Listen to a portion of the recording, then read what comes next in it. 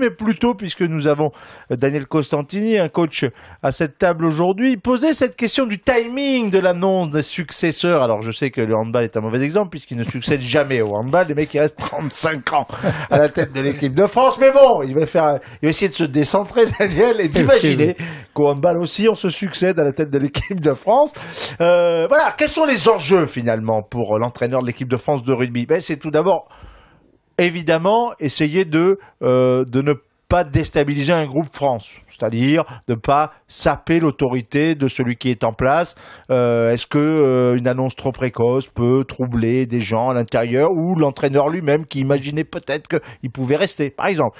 Ensuite, c'est évidemment aussi ne pas déstabiliser le club auquel pourrait appartenir l'éventuel nominé, puisque on l'a vu pour Philippe Saint-André à un moment donné, qui était en contrat avec Toulon, ça a été tout un bazar.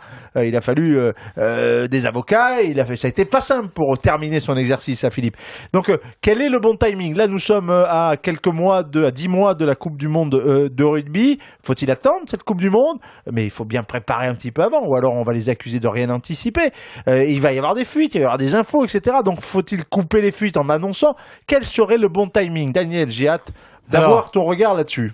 C'est vrai que moi, je suis perplexe parce que toutes ces dernières occasions de renouveler le staff de l'équipe de France de rugby, j'ai toujours trouvé que je dis vous, puisque vous faisiez ça trop tôt. Thomas et moi. Trop tôt.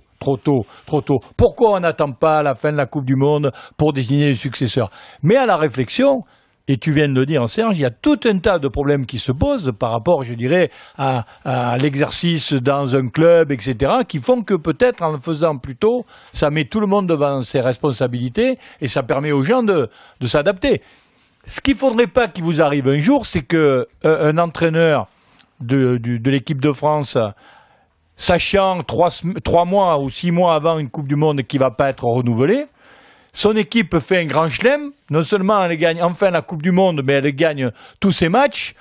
Les joueurs disent on aimerait bien continuer avec lui. On ne peut pas parce qu'on a désigné. Ça a bien failli se passer en 2011. Ça a bien failli se passer en 2011. Marc Lièvremont était déjà sur la touche, remplacé officiellement par Philippe Saint-André, et à un point près, il bat les All Blacks en finale de la Coupe du Monde. Tu n'as pas vraiment une solution de timing d'annonce idéal. Pour moi, le seul point sur lequel on pourrait discuter et éventuellement qui pourrait être intéressant, c'est que les candidats puissent se déclarer.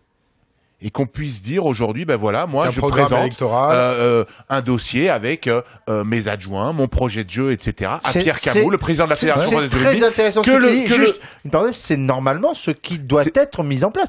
C'est ce qu'avait annoncé la Fédération avec un appel à candidature spontanée ou pas, et puis un tri. Et la possibilité aussi pour le sélectionneur en exercice, mais je crois que Philippe l'a déjà plus ou moins dit, mais pas de manière officielle, que lui puisse se positionner aussi en disant attendez, moi je suis aussi candidat à ma propre succession et j'ai envie de continuer avec l'équipe de France. Il a tout à fait le droit. Et absolument. Mais au moins, il y aurait une clairvoyance et il y aurait plus finalement ces démarches des médias, et c'est le cas aujourd'hui, qui veulent chercher l'info, qui veulent dénicher le scoop. Parce que la démarche n'est pas claire. Mais on est d'accord.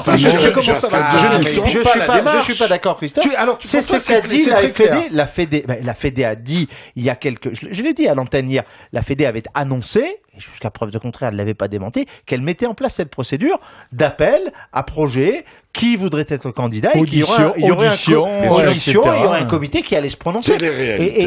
Et c'est pour ça que j'ai été surpris de cette info, parce que effectivement, c'était la procédure annoncée. Alors peut-être que ça a changé, mais moi j'ai pas eu cette info. Truc par rapport à la question première, c'est l'histoire du timing. Après, moi que Philippe Saint-André soit candidat à sa propre succession, ça me paraît normal. Ce qui est sûr, c'est qu'il ne faut pas qu'avant il y ait une désignation.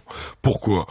Parce que même s'il y a des problèmes de contrat, l'idée de Thomas elle est bonne. Il y a des mecs qui se déclarent, donc ils peuvent attendre la fin de la Coupe du Monde, ou le gérer contractuellement avec les endroits où ils sont. Non, en plus ils ont dans leur contrat la plupart de ceux qui envisagent de devenir sélectionneurs, ils ont des avenants au contrat, disant qu'ils pourraient quitter le club en cas de partir à une Coupe du Monde en ayant, parce que l'exemple de Marc Lièvremont, certes, il passe à côté, mais enfin c'est presque une république des joueurs dans le final, sans faire injure à Marc. marque de quoi que ce soit. Oui, les rapports avaient été complexes sur la fin. En amont, comme souvent en Coupe du Monde, c'était pas la première fois. En amont complètement le coach.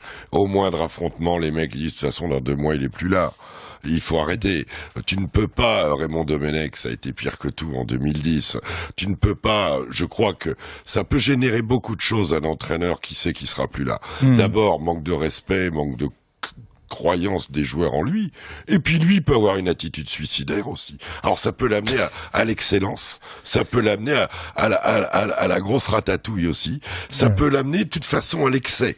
C'est pas bon qu'avant une Coupe du Monde, le Gonze, il sache pas qu'il sera plus là, sauf à ce qu'il ait choisi, Aimé Jacquet, Daniel en 2001, de partir après la compétition, quoi qu'il arrive. Voilà. Alors dans le rugby, les amis, parce que c'était le fait du roi. Ça change de discipline. Non, c'est pas le fait du roi, c'est des habitudes. C'est-à-dire, il n'y a qu'une exception dans toute l'histoire. Le fait du roi. Je peux terminer ma phrase.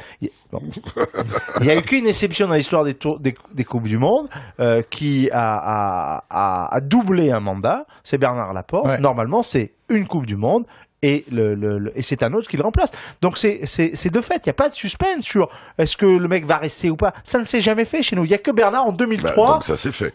Donc ça s'est fait. Rappelons aussi que mais à chaque fois les mecs repartent sur dans l'histoire des Coupes du Monde, les Coupes du Monde se terminent avec des ruptures assez fortes.